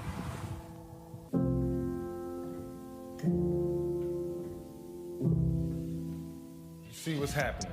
It's not just in Georgia. It's here in Florida and in 43 states across the country. Last year, I had my voting rights restored with an assist from the Florida Rights Restoration Coalition. I did it for myself, but also for my future. Having children, I realized I could make a difference. So I got my voting rights restored, got registered to vote, and I got my vote in through the Postal Service since I was working out in California during the football season. Now, they're trying to undo that, and the hard work of so many others. They're taking away drop boxes, making it hard to vote by mail. and they're still trying to make returning citizens pay for a poll tax just to vote. Now that we know what they're trying to do, let's stop them. Here's how. Call your legislators, call your members of Congress, and start by signing our petition at morethanavote.org/protect. The fight is not over. We're just getting started. Help us, help you, and protect our power. George Floyd's death hopefully put another nail in the coffin of racism. You talk about awakening America. It led to a historic summer of protest. I hope our younger generation don't ever forget that nonviolence is soul force. Priceless.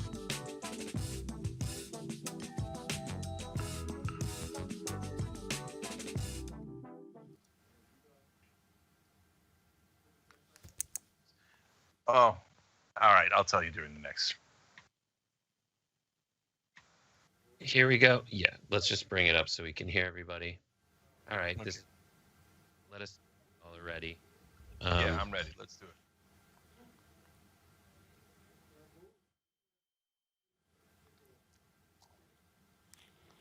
So everybody, of course, we're here in the simulcast with the Young Turks, and so in just a moment we'll be back with the simulcast. First time they've done it.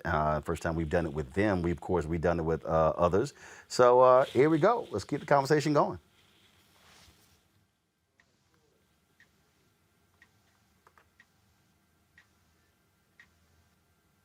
All right, back on the Young Turks, Cenk, JR, and Roland Martin with you guys today.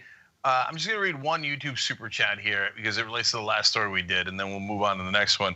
Dr. Zippy McScoots wrote in, Amazon made billions last year and paid no federal taxes. Because of Trump's tax cuts to the wealthy, I had to pay $8,000 to the IRS this year on a $65,000 salary. So this all nonsense about, oh, no, only the rich are paying taxes. You're all, it range from poor to rich, and most of you are middle class. Did you pay taxes last year? Of course you did. Of course you did. So they're just, their propaganda knows no bounds.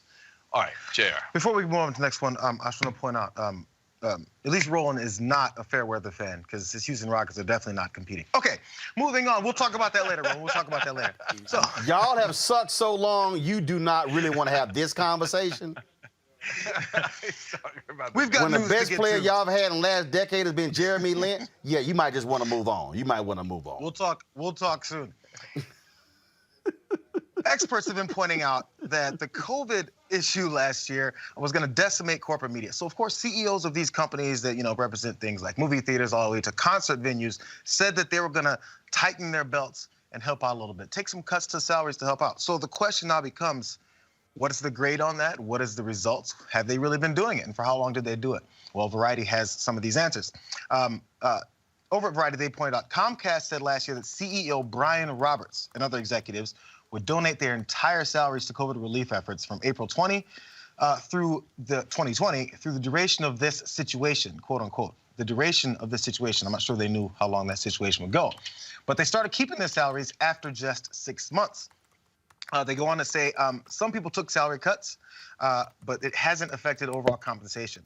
Most of what they lost in salary will be made up for in long-term incentives, the way you can always see, the way most folks, as they point out, people who work for these corporations, I'm not sure if they have long-term incentives with value within the company to pay for any cuts that they made last year, or maybe loss of job that they had last year. Even with the cuts, so the media industry still screws over many of its employees. A typical employee in this industry would have to work 306 years to match what the CEOs averaged in 2020 alone, just last year alone, based on each company's calculation of median worker pay. That's an improvement from 416 years in 2019 that someone would have to work, down to 306 years. Nice. They'd have to work, but remains, it's a far higher ratio than you would see at most top U.S. corporations. So before we get some of the details of what these corporations and these CEOs made versus what their employees make, jump in, Jake. Let me know what you think about what's going on here. So look, I think there's an interesting story because it's not black and white issue. So if you're a company that's making a ton of money and you want to pay your CEO a lot because you think it did incredible work in building up your company. In fact, I have a perfect example of that. Hey, it's a free country. God bless. Okay.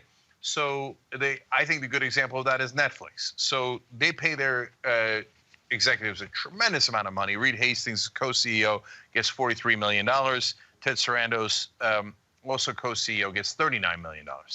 Okay, but look at their average employee compensation. $219,000. Holy cow. It must be good to work at Netflix. So, so at least they're paying their employees a lot of money. Now, of course, little apples and oranges here. Don't get me wrong. If you're at Disney, the average employee salary is way lower. Why? Because they got the parks. And they've got a lot of other things that's part of their network, whereas Netflix has a lot of executives that work there, and they don't have parks and public-facing things. So I understand it's a little apples and oranges. But also, shareholder return last year was positive 67%. So you make a ton of money for the company, which they did, and Sarandos and Hastings have been there from the beginning, pretty much, and they built that company in essence.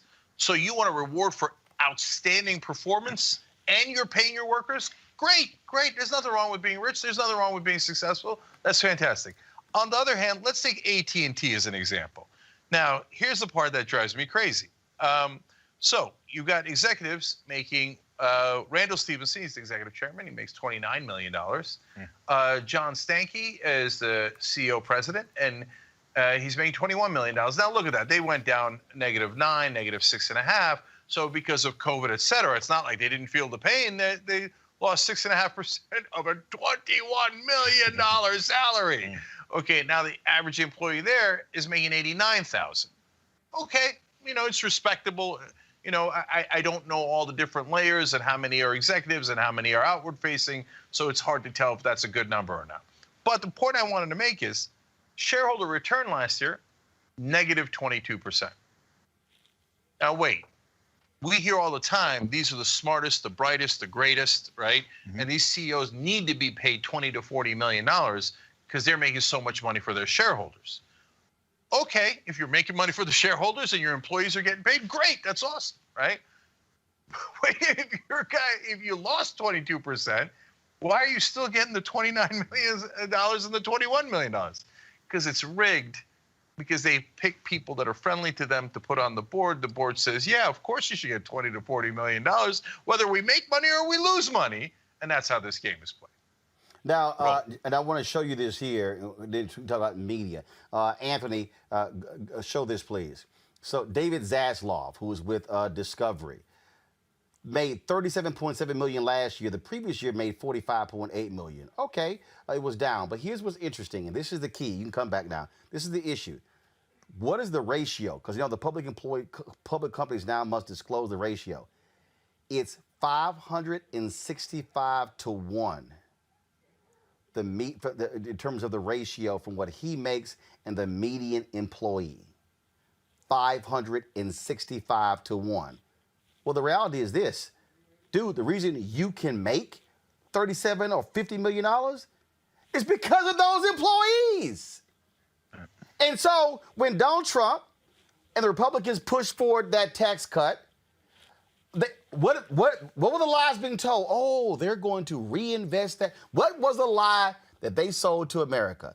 They're going to reinvest that money in wages. They're going to reinvest that into rebuilding their infrastructure. And you know what the CEO said before it passed? No, we not. We're going to use that money for a stock buyback. And so for every one of these Republicans and the Democrats who supported it, who's running around talking about, oh, yeah, it was going to spur the economy. No, they told everybody what they were going to do with it. We're going to use the money to buy back stock to enrich the shareholders. They don't care, again, about those workers. They cut to increase productivity so they can make more. I know during COVID, when I had to cut 20% of my staff, I cut my salary 75%. That's what leaders do. And trust me, I sure as hell ain't making $50 million a year. And see, and also the way it works is they know that many of these employees, there's people around the world, not even necessarily their own employees, but employees in general are too busy worrying about, okay, how am I going to move this money around to survive? too much to actually continue on knowing what's going on above them, what's going on with CEO pay, what's going on with all these other things, because who has the time to track and calculate that and try to do something to push the needle in any kind of fair, equitable way for these employees? So it generates itself. It goes back within itself, because in order for the people who are working for you, who make your business, to stop providing that for you while you screw them over, they need to not have the time to really invest in doing something about it. So it all works out just to keep this same process going within itself. And Roland, you talked about how last year they said, oh, we're going to reinvest that money back into the salaries and in the business and infrastructure, whatever else they said. You could have had that exact same line in 1990, because they've been saying it since forever. Yep. That, oh, hurry up, give us the money, and we're going to reinvest it into you, because you can only get it from us. It's like they're godlike figures or something. You can't do anything until you give it to us and we pay it back to you. Why is that the situation? But we continue to buy it, quote unquote, buying this line of garbage about how they are the overseers of whether or not anyone else can survive in the country. Yeah, and look, guys, sometimes you got to make cuts, and COVID was a tough time. So again, I'll use Disney as the example there. You got theme parks. People aren't going to theme parks. We get it, right? So you can't say, oh, they should never let go of anybody. It's sometimes not realistic. But when you tell us you're going to not get paid through the duration, COVID is the worst in November, December, January, et cetera, and you start paying yourself again in September, right? and then you tell us, no, I took a 6% pay cut. I'm still making $21 million. Okay, well, it's a different situation. Now, to give you just a sense of how extreme it is, it's similar to the numbers that Roland gave you. The average employee at these companies that we're talking about, these media companies we're talking about, in order to make this, how many years do they have to work to make the same amount as the CEO makes in 1 year? They have to work 306 years to make the same amount. But that's actually down from 2019, the year before. They had to work 416 years to make the same amount of money as the CEO makes in 1 year, right? And so if you're at a company that has trouble in making your margins and being sustainable, that's one thing, okay? If you're a mega corporation like Amazon, Comcast, et cetera, and you brag on your shareholder calls, which, by the way, we go on. Our managing editor, Jonathan Larson, is great at that. He gets on the calls, and he hears them bragging, and then he'll write stories about it. Oh, we had a great year. We had a spectacular year. Our margins were awesome. And then they go on TV and go, oh, my God, you got to give all the money to us so we can trickle it on you, right? But we had to get rid of these people, and we couldn't pay them wages, and don't do $15 minimum wage. Oh, poor us. No. We see your margins. If you have a super healthy, mature, giant corporation, and you're not even willing to pay your employees, that's the heart of the issue. We don't have a problem with people doing great business. We don't have a problem with people making a profit or getting a big salary. But you have to actually perform, and you have to actually take care of your employees as well when you do. But James, this is also why when you actually study, when you actually look at the analysis and the stories that are being done on these network broadcasts, then people now have to understand why certain things are not talked about. Why is it that you don't have real conversations about public education on these networks? Because the people who literally are on the air, kids don't go to public school. They go to private school. Why is it that you don't have real conversations about the impact of bankruptcy and healthcare? Because they're not having those problems. I remember when I was at CNN in 2009, and we were in the middle of this whole healthcare discussion. President Obama was trying to push it through. And I remember going to one of the executives at CNN saying, and I was asked, what's your assessment of our healthcare coverage? I said, it's trash. They said, why? I said, because you're talking process. The person said, well, what do you mean? I said, well, in 2000, my appendix ruptured covering the Democratic National Convention. I didn't have any health insurance. I said, while I was there, my car got repossessed from the airport because I actually couldn't afford to pay the miles on it and the lease was up. It happened while I was in the hospital. I said, I battled them for 4 years. I said, almost $100,000 in bills. I said, eventually I had to file for bankruptcy because they tried to foreclose on my home. I said, so let me ask you a question. Who do you think could have a real discussion about health care on the air? me or somebody who doesn't have that story. See, that's also part of the issue. That's why we don't have real conversations on these major networks, because you're not dealing with people who truly can talk about their lives and how these issues have affected them and convey that to the audience. Yeah, I mean, it's a murderer's row of terrible media, honestly. I mean, you got the mainstream media, who these guys are the CEOs of. They have the problem that Roland just outlined. And the right-wing media, Rush Limbaugh had an emergency operation when he was vacationing in Hawaii back in the day. And he came back on his air in right-wing media and said, well, it was no big deal. I don't know why anybody has insurance. It only cost me the amount of a small car. That's all. Well, Right, that's all. right. Oh, I see. Okay, because we all got that lying around, right? Just in case something goes wrong, and that's how callous a lot of these folks are. That's just the reality. Okay, all right, we got to take a quick break here, guys. Let's take that break. When we come back, more exciting news for you guys. We'll be right back.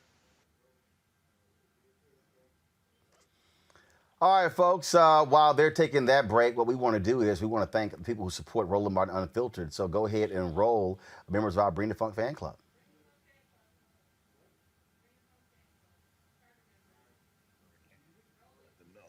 Whoever's doing that.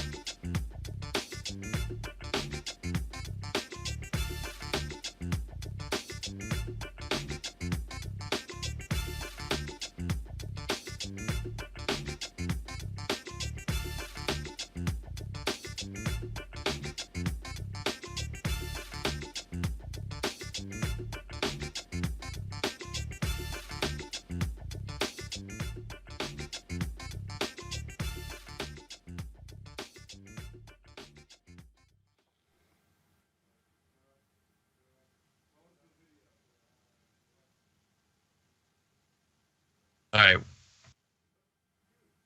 Back, and we are going to cover this NFT story. We're going I block.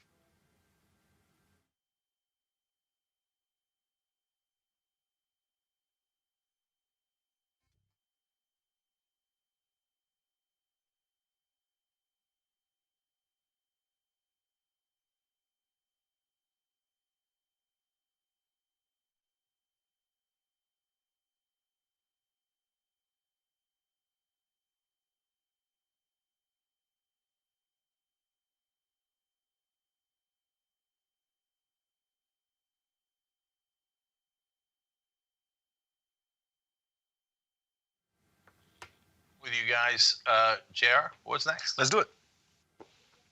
The governor of West Virginia, Jim Justice, thought it'd be a good idea to join the chorus of Republican politicians who are pushing against trans girls' rights to compete on girls' sports teams. So he signed a bill into law that West Virginia lawmakers presented to him to do just that. Now, he didn't have very good reasons to do so, and Stephanie Rule of MSNBC made sure to ask him about it. But before we get to that, let me just get one aspect of this new law that Justice did sign. So, as I mentioned, Jim Justice Wednesday signed into law a measure that prohibits transgender girls and women in the state from competing on sports teams at, quote, any public secondary school or state institution of higher education. This law, which cleared the state's Republican-led legislator in recent weeks, states that such teams must be designated based on, quote, biological sex, thus prohibiting trans women and girls from participating on women's athletic teams where competitive skill or contact is involved. So we've seen a lot of these approaches and these thought processes for it. But let's see what Stephanie Rule, who apparently was very upset about this latest law that has been signed in West Virginia, she got a chance to confront the governor and really get his idea of why he did this. Can you name one example of a transgender child trying to gain an unfair competitive advantage at a school there in West Virginia? Well, Stephanie, I don't have that experience exactly to myself right now, but I will tell you this. Not yourself, your state, sir. Can you give me one example of a transgender child trying to get an unfair advantage? Just one in your state. You signed a bill about it. No, I can't really tell you one, but I can tell you this, Stephanie. I'm a coach, and I coach a girls' basketball team. And I can tell you that we all know what an absolute advantage boys would have playing against girls. But, sir, you have no examples of this happening. Why would you take your time to do this? Let's talk about other things that I can give you examples of in your state. According to U.S. News and World Report, West Virginia ranks 45th in education, 47th in healthcare, 48th on the economy, and 50th in infrastructure. If you cannot name one single example for me of a child doing this, why would you make this a priority? I just named 4 things that would seem to me like a much bigger priority. Well, Stephanie, I didn't make it a priority. It wasn't my bill. You signed it. Deflection, push it off to someone else. It wasn't me. I just signed the bill. I don't really know what's in it. Now, if you have no agenda to take care of these 4 things that Stephanie Rule pointed out are issues in West Virginia, then you might go to things that don't really make a difference, like this bill. Maybe something that will get people that are in your state to rally to your side over something that really doesn't affect literally anyone in the state. It goes on to the constant culture war that we see happening from the Republican Party because we know there's not much that they have there to offer to American people. All they have is the other folks, the others. You guys talked about gays, gods, and guns is the things they pushed. They're losing out on the gay part now, but they're pushing this next thing. Or maybe the trans folks, those trans folks, they're the scary ones. We all know gay folks have a gay family member, so that's starting to lighten up a little bit. We have to focus on the trans folks because I'm really afraid of them. So these are the type of things that they're pushing to get somewhere in the political realm rather than actually doing something for people because all of their policies really, really don't. But it may work. Yeah, go ahead. Yeah, it always has. Here's why it may work. And I need people to understand you have to step back and look at this thing in a much broader view. If you take the voter suppression bills that are being passed, Georgia, Florida, Texas, 350 bills nationwide, they need to shrink the electorate. What typically happens is you've got a Democrat who's in the White House. Typically, the party that wins, their folks don't turn out in the midterms. 2008, massive turnout for Obama. Folks didn't show up in 2010. What followed in 2010? Voter suppression bills in state legislatures. 16 state legislatures flipped. And then, of course, you had Shelby v. Holder that they began to sue. That was decided by the Supreme Court in 2013. It created the existing problem. They need to whip the white evangelical base up. Not only that, Ron Brownstein today was tweeting this, and he talked about the significant drop in non-college white voters. Why is that important? Because that's who the governor is targeting. That's who these bills are targeting. So what has to happen is, while people who disagree with them passing these bills, there must be a concerted effort among progressives or forces who are against these crazy right-wing folks to begin to get our people to understand you can't wait on the 2022 elections come September 22. You got to start now. This is all a part of their strategy. And I told a group 2 months ago, I said, this is going to become the new thing because they got to get the white conservative evangelicals ginned up on something, and this is it. Yeah, and so it's so transparent if you actually bother to listen to any progressive show, right? So you listen to the Roland show, our show, we tell many other wonderful progressive shows, and we tell you all the time, look, it's so obvious. Why are we talking about Dr. Seuss? Why are we talking about a made-up story about how Biden's going to ban burgers? Why are we talking about a made-up story about how Kamala Harris is giving her book away to undocumented immigrants? Why are we talking about trans sports in high school? I mean, I can't think of a smaller issue if my life depended on it.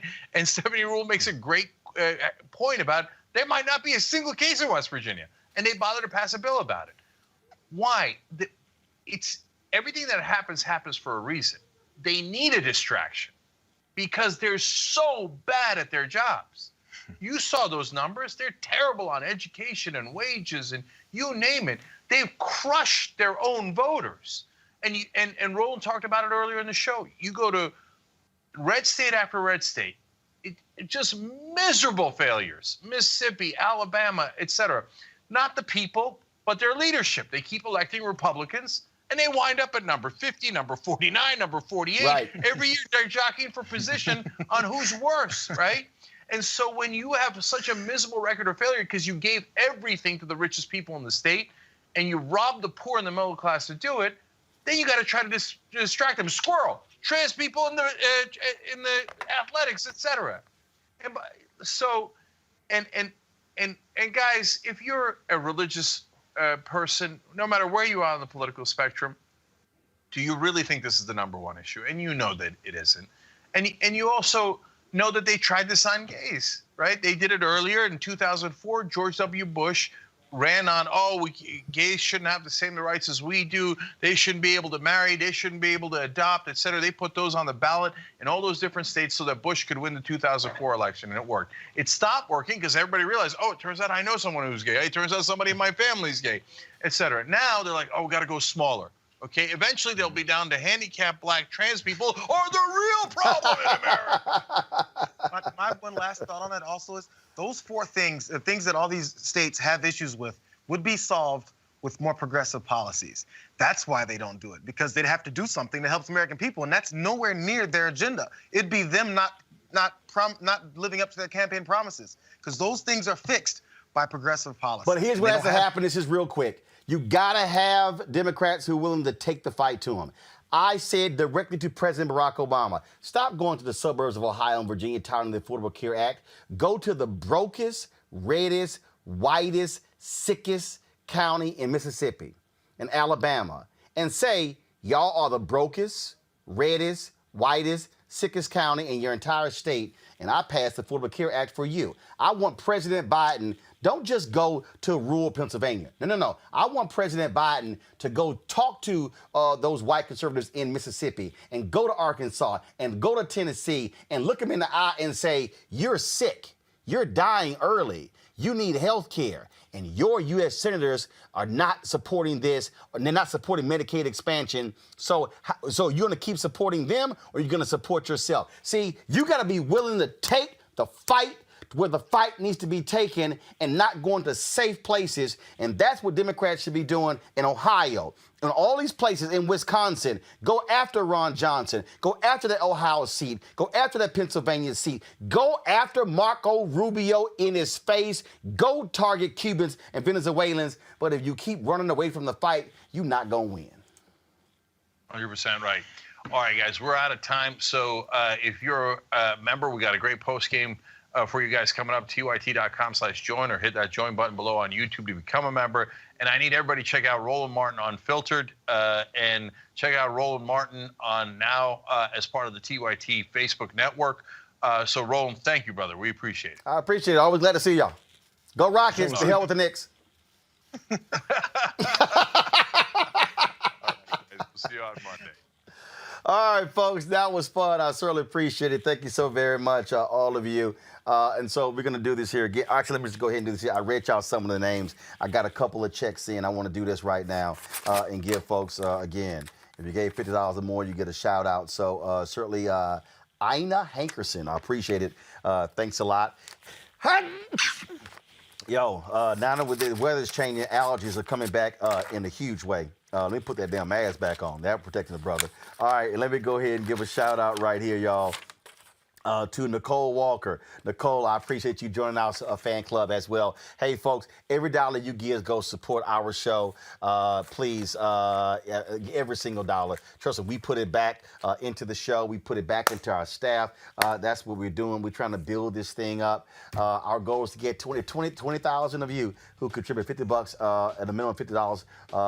If you don't have that, we totally appreciate that. Understand it. I just saw it right here, and I just appreciate this here. And again, we know how it works. I just had, give me a second, on PayPal, Robert Jackson. He gave $10. And Robert, I appreciate it, man. Thank you so very much. So folks, y'all can support us. Again, Cash App, $RM Unfiltered, PayPal.me/R Martin Unfiltered, Venmo.com/RM Unfiltered, Zelle, Roland@RolandSMartin.com, Roland@RolandMartinUnfiltered.com. You can send a money order to 1625 K Street Northwest, Suite 400, Washington, D.C., 2006. Folks, we're going to keep speaking truth to power as all we do. Oh, let me go ahead and show y'all this. And oh my goodness, I never thought this would happen. Actually it is. We're sitting here talking about, of course, we had a first. You just saw a first right here with us with the Young Turks. And there's going to be a first tomorrow. Reverend Al Sharpton has had his show on MSNBC for 10 years. I've never been on his show. I've never been invited. Well, I got invited this week. So, yeah, I'm going to sit here, and Stephanie Stokes just sent us a donation. I appreciate that. Just popped up on PayPal. Thank you so very much. I don't know why this is not showing, so let me just go ahead and do this right here. And so, y'all, I'm going to be on Sharpton's Politics Nation tomorrow. Indeed. That's going to be tomorrow. I said 5 p.m.? I think that's what time his show is, 5 p.m. So I'm going to be on his show tomorrow. So that's right, y'all. Y'all going to see the homeboy tomorrow. Go ahead. Y'all see it? Y'all see the graphic? Do you see it?